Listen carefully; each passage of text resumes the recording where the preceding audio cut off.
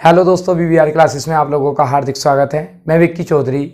देखिए भैया, जैसे कि हमारा पहला पार्ट चल रहा था आपका भाषा का, आज हम पढ़ने जा रहे हैं कौन सा पार्ट आपका वर्णमाला। कि जैसे क्या हमने सीखा था कि बोले जी ध्वनि थी और ध्वनि के बाद क्या थे आपके, कि ध्वनि के बाद आने थे वर्ण और वर्ण के बाद क्या आने थे आपके शब्द आने थे और शब्द के बाद क्या आने थे आपके उपवाक्य आने थे। क्या आने थे मेरे भाई? उपवाक्य आने थे। और उपवाक्य के बाद क्या आने थे? वाक्य। और वाक्य के बाद क्या आना था आपका? गद्य। और गद्य के बाद आना था क्या आपका? पद्य। इस प्रकार से हम चल रहे थे। तो हमने इसमें से जो सबसे पहला पार्ट था मेरे भाई कि ध्वनि, वो कंप्लीट कर लिया था। आज हम किस पर चलते हैं? वर्णमाला पर, यानी कि किस पर बात करते हैं मेरे भाई? वर्ण पर। ठीक है, तो देखिए भैया, बात को समझे बड़े ध्यान पूर्वक। तो देखें, सबसे पहला टॉपिक यानी कि जो कहते हैं हम आज से शुरुआत करते हैं किसकी? हिंदी की शुरुआत तो मेरे भाई पिछले 2 वीडियो में भी कर दी, लेकिन उन 2 वीडियो में क्या था? केवल हमने ध्वनि को समझा था, अर्थात हमने किसको समझा था? भाषा को समझा था। देखिए भाई, थोड़ा सा आप करना कि आपको वीडियो निरंतर देने का मैंने वादा करा था। थोड़ी सी तबीयत खराब है, लेकिन मैं फिर भी आपको वीडियो दे रहा हूं। तो मेरे भाई, अगर आपको सही लगे तो वीडियो को लाइक करना, सब्सक्राइब करना, चैनल को सब्सक्राइब करना और वीडियो को अधिक से अधिक शेयर करना। कोई दिक्कत हो तो भाई मेरे भाई कमेंट बॉक्स में बताना। देखें, हिंदी, पहली बात तो हिंदी शब्द की जो उत्पत्ति हुई है, तो वो हिंदी शब्द की जो उत्पत्ति हुई है मेरे भाई किस शब्द से हुई है? वो शब्द था आपका कौन सा? सिंधी। और जो सिंधी शब्द की जो उत्पत्ति हुई है मेरे भाई, वो किस शब्द से हुई है? वो आपके किससे? कि सिंधु शब्द से हुई है। और सिंधु को आप सब लोग जानते हैं।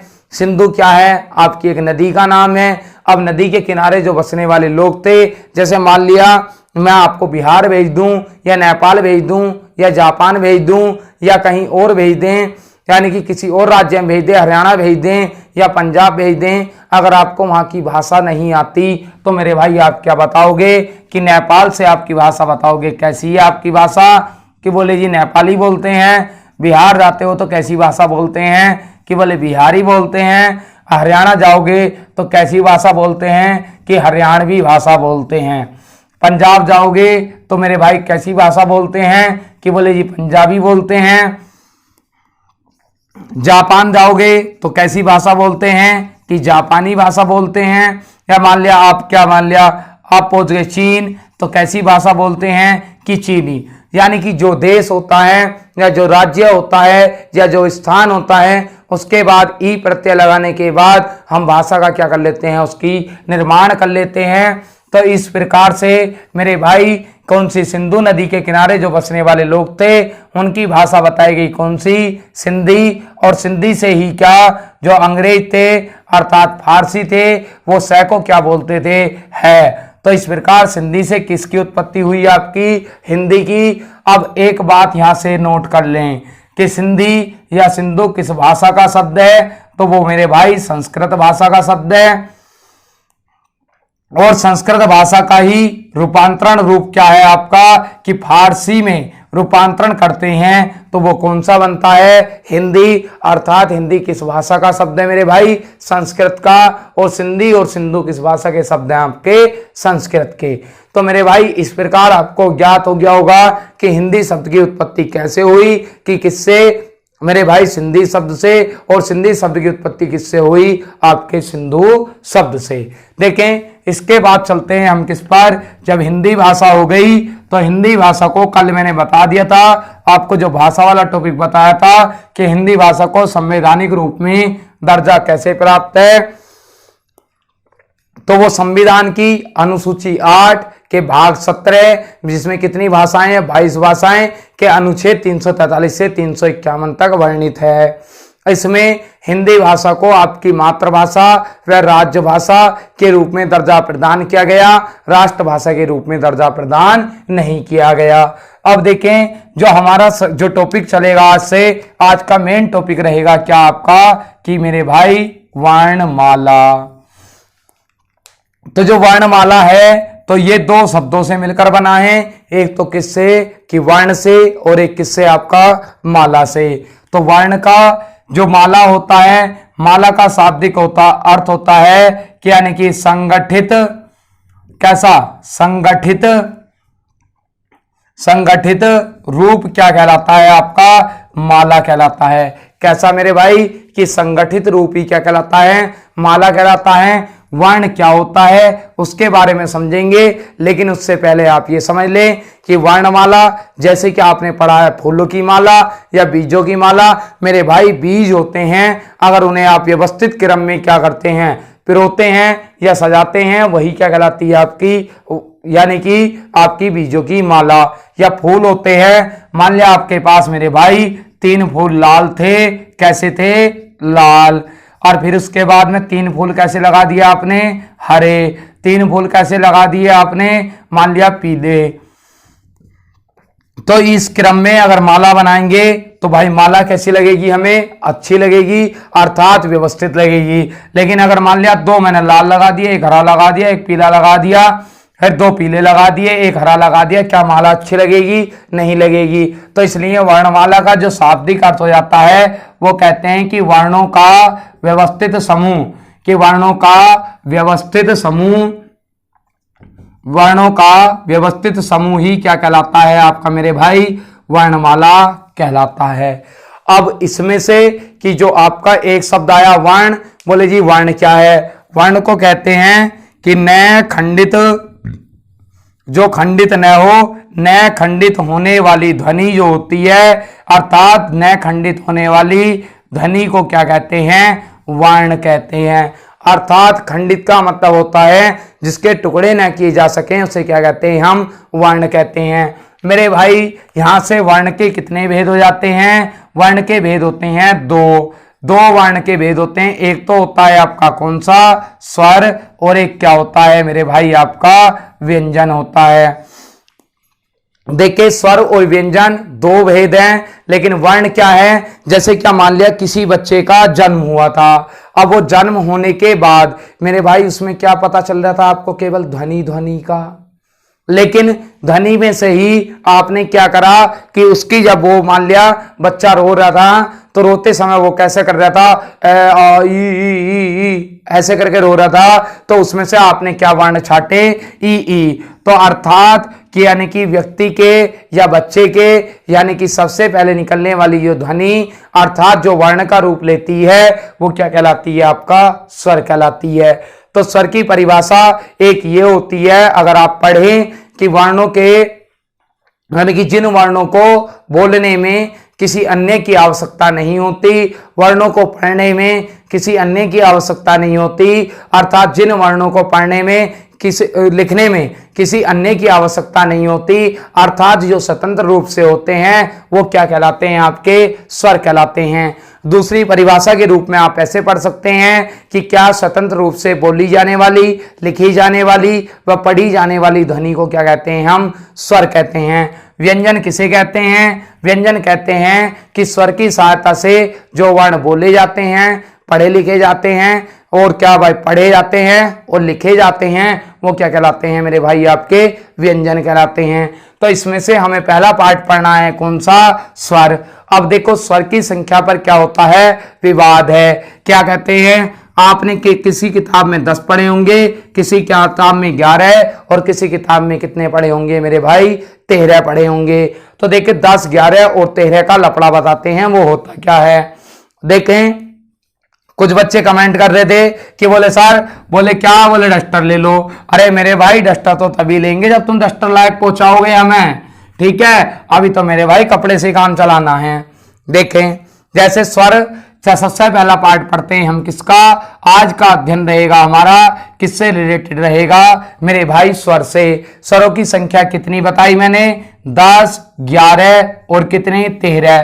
भाई तीनों को क्लियर कराऊंगा, आज के बाद आप भूल भी नहीं सकते कि 10 कैसे हैं, 11 कैसे हैं और 13 कैसे हैं। देखें आपके स्वर होते हैं कौन कौन से, एक तो होता है ए, एक होता है आ, एक छोटी ई या बड़ी ई, छोटा ऊ, बड़ा ऊ, ए, आए, ओ और एक क्या होता है आपका आओ। इस प्रकार से मेरे भाई ने गिनना 1 2 3 4 5 6 7 8 9 10 11 कितने हो, और एक सॉरी 10, एक इसके बाद क्या रह जाता है आपका री रह गया, यानी कि टोटल संख्या कितनी होगी भाई आपकी स्वरों की, यानी कि 10 हो गई। देखिए स्वर की परिभाषा आप एक रूप में और पढ़ते हैं कि जब बच्चे का जन्म होता है तो जन्म के बाद जिस भाषा का प्रयोग करता है तो वो सबसे पहले क्या बोलता है, स्वर बोलता है। अर्थात ये अवस्था कब तक कहलाती है कि 0 से 2 वर्ष तक, यानी कि बच्चा सारे के सारे स्वर का उच्चारण करता है, कभी भी वो मेरे भाई व्यंजन का उच्चारण नहीं करता। आज व्यंजन का उच्चारण नहीं करता तो देखें आपने इनकी संख्या गिनी, 2 और 2 4, 2 6, 2 8, 2 10 और एक कितना हो गया 11। तो आप कह सकते हैं कि अगर जो स्वरों की संख्या पूछ ले तो कितनी बताओगे आप, 11। सामान्यतः पूछ ले तब भी कितनी बताओगे, 11। हिंदी वर्णमाला में पूछ ले तब भी कितनी बताओगे, 11। लेकिन क्या बच्चा इन सभी स्वरों का उच्चारण कर पाता है, बताओ भैया। ए बोल देगा बच्चा, आ बोल सकता है, ई बोल सकता है, ई बोल सकता है, मतलब इसे थोड़ा सा आराम से बोलते हैं, इसे थोड़ा सा खींचकर बोलते हैं। ऊ बोल सकता है, ऊ बोल सकता है। क्या बच्चा री बोल सकता है, नहीं बोल सकता। क्योंकि आप री की तुलना किससे करके देखो कि री की तुलना आप कैसे करके देखें तो भाई री की तुलना जब हम कैसे करते हैं तो कै बोलना आसान है किसकी अपेक्षा, री की अपेक्षा। तो इसलिए कहते हैं कि री का उच्चारण बच्चा ना कर पाता, तो इसलिए उच्चारण के आधार पर स्वरों की संख्या कितनी हो जाती है भाई, 10 हो जाती है। अब 13 का क्या लफड़ा है तो देखो 2 आपके वर्ण होते हैं जिनका नाम होता है क्या, अयोग वहा वर्ण। क्या होता है नाम उनका, अयोग वहा वर्ण। वो होता है, एक होता है आपका अंग, एक होता है क्या आपका अह। अंग जो होता है उसे कहते हैं मेरे भाई क्या, हम कहते हैं अनुस्वार। और जो आपका अह होता है उसे मेरे भाई क्या कहते हैं, हम उसे कहते हैं हम क्या, विसर्ग। तो एक अनुस्वार होता है और एक अनुस्वार और एक क्या होता है आपका, विसर्ग होता है। तो अंग अनुस्वार और अह क्या, विसर्ग। देखिए अनुस्वार और विसर्ग का जो प्रयोग करते हो आप तो वो सदैव स्वर के साथ करते हो, कभी भी आप इसका प्रयोग व्यंजन के साथ नहीं कर सकते। वो कैसे, जैसे क्या आप एक बात से सहमत हो जाएंगे कि मैंने मान लिया जैसे शब्द लिखा आपका क्या, अंग, एक शब्द क्या लिखा मैंने आपका, मान लिया लिख दिया जंग। तो आप इस बात से सहमत होंगे कि बोले सर, बोले आपकी बात ठीक है कि ए के साथ अनुस्वार का प्रयोग करा गया, ए आपका स्वर है। लेकिन सर आप एक बात बताओ कि जय तो आपका व्यंजन है लेकिन इसके प्रयोग तो व्यंजन के साथ भी हो गया। लेकिन मेरे भाई मैंने एक बात अभी आपको बताई कि व्यंजन का जो प्रयोग होता है, व्यंजन जो बनता है वो किसकी सहायता से बनता है, स्वर की सहायता से बनता है। अर्थात जय में कौन सा स्वर है ए और गय में कौन सा स्वर है ए, अर्थात ए किसके अनुस्वार किसके साथ आया, ए के साथ। तो क्या मेरे भाई इसका प्रयोग स्वर के साथ किया गया कि नहीं किया गया, किया गया। तो इसलिए कहते हैं कि लेखन के आधार पर स्वरों की संख्या कितनी हो जाती है, 13। जब अंग और है को यानी कि क्या कर लिया जाता है, जोड़ लिया जाता है। जैसे अंग और किसके भाई, मैंने जंग के रूप में आपको बताया है। इतनी बात क्लियर हुई। अगर सामान्यतः स्वरों की संख्या पूछ ले तब कितनी बताओगे, 11। अगर भाई उच्चारण के आधार पर पूछ ले तो कितनी बताओगे, 10। अगर मेरे भाई कुल या लेखन के रूप में पूछ ले तब कितनी बताओगे भाई, 13। अब देखें यहीं से एक क्वेश्चन बनता है आपका कि हिंदी वर्णमाला में मात्राओं की संख्या कितनी है, किसकी भाई, कि मात्राओं की संख्या कितनी है। तो हिंदी वर्णमाला में मात्राओं की संख्या कितनी होती है, 10 होती है। अब उन मात्राओं को सीखना है तो कैसे सीखना है, देखिए क्या आपने कभी देखा है कि कभी स्वर के ऊपर कोई मात्रा लगी हुई देखी है कि ए के साथ ए की मात्रा लग गई, या आपने ई के साथ ई की मात्रा लग गई, नहीं देखा होगा। लेकिन जैसे ही मैं क्या कहूं कि मान लिया मेरा ये मैं है, मैं कैसा है, ये स्वर रहित है अर्थात आधा है, तो इसलिए ये आपका व्यंजन नहीं, ये क्या कहलाएगा, आपका वर्ण कहलाएगा। मान लिया मैंने मैं के साथ क्या स्वर जोड़ दिया, ए, तो ए स्वर जोड़ा तो भाई मेरा शब्द क्या बन जाएगा, वर्ण क्या बन जाएगा, पूरा मैं बन जाएगा। अगर मैंने आ के साथ आधा मैं जोड़ा तो ये क्या बन जाएगा, माँ। अगर मैं के आधे मैं के साथ मैंने छोटी ई जोड़ी तो क्या बन जाएगा, मी। अगर मैंने आधे में के साथ बड़ी ई जोड़ी तो क्या बन जाएगा मी। अगर मैंने आधे में के साथ ऊ जोड़ा तो क्या बन जाएगा मुंह। अगर मैंने आधे में के साथ बड़ा ऊ जोड़ा तो क्या बन जाएगा मुंह। अगर मैंने आधे में के साथ क्या जोड़ा री तो क्या बन जाएगा मृ। अगर मैंने मैं ए के साथ आधा मैं जोड़ा तो ये क्या बन जाएगा, यानी कि ये बनेगा आपका, सॉरी भैया, यानी कि ये क्या बन जाएगा आपका, बन जाएगा में। अगर ए के साथ मैंने आधा मैं जोड़ा तो ये क्या बन जाएगा मय। अगर मैंने ओ के साथ आधा मैं जोड़ा तो ये क्या बन जाएगा मुंह। अगर मैंने औ के साथ आधा मैं जोड़ा तो ये क्या बन जाएगा आपका मऊ। ऐसे ही मैंने अंक के साथ अगर आधा मैं जोड़ा तो भाई ये क्या बन जाएगा मन। अगर मैंने भाई अनुस्वर के साथ आधा मैं जोड़ूंगा तो ये क्या बन जाएगा आपका मह। तो इस प्रकार से मेरे भाई कितने वर्णों की मात्रा नजर आ रही है आपकी, केवल इन 10 ही वर्णों की मात्रा नजर आ रही है, यानी कि 11वें वर्ण की कोई मात्रा नजर नहीं आ रही। तो इसलिए मात्राओं की संख्या हिंदी वर्णमाला में कितनी होती है, 10 होती है।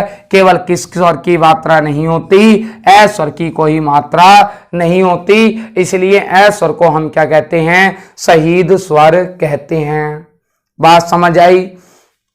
आज हमने क्या सीखा कि बोले क्या, कि बोले स्वरों की सामान्यतः, या कह दें कि मूल रूप से, या ऐसे ही समान हिंदी वर्णमाला में स्वरों की संख्या कितनी है, तब कितनी है 11। उच्चारण के आधार पर स्वरों की संख्या कितनी है, तो मेरे भाई 10 है। और कुल स्वरों की संख्या कितनी है, तो मेरे भाई 13 है। अगर जो आपसे मात्राओं की संख्या पूछ ले तो मात्राओं की संख्या कितनी है, 10 है, जिसमें से किस स्वर की मात्रा नहीं होती, ए स्वर की मात्रा नहीं होती। अब देखिए मेरे भाई, कल की जो मेरी वीडियो रहेगी उसमें मैं काफी लंबी वीडियो बनाऊंगा, जिसमें मैं आपके सारे स्वर कंप्लीट कराऊंगा, जिसमें आपके समृत आएंगे, विवृत आएंगे, अर्ध समृत आएंगे, अर्ध विवृत आएंगे, अग्र स्वर आएंगे, मध्य स्वर होंगे, पश्च स्वर होंगे, व्रतमुखी होंगे, अव्रतमुखी होंगे, हिरस्व स्वर होंगे, दीर्घ स्वर होंगे, प्लुत स्वर होंगे, और कौन से संधि स्वर। ठीक है मेरे भाई, थोड़ा सा आज समस्या है, इस वजह से मैं ज्यादा लंबी वीडियो नहीं बना पा रहा। आप लोगों को इसलिए बनानी पड़ी वीडियो कि आप लोगों को पता चल जाए। ठीक है मेरे भाई, धन्यवाद। मिलते हैं कल की क्लास में। चैनल को सब्सक्राइब करते रहें और वीडियो को शेयर करते रहें मेरे भाई।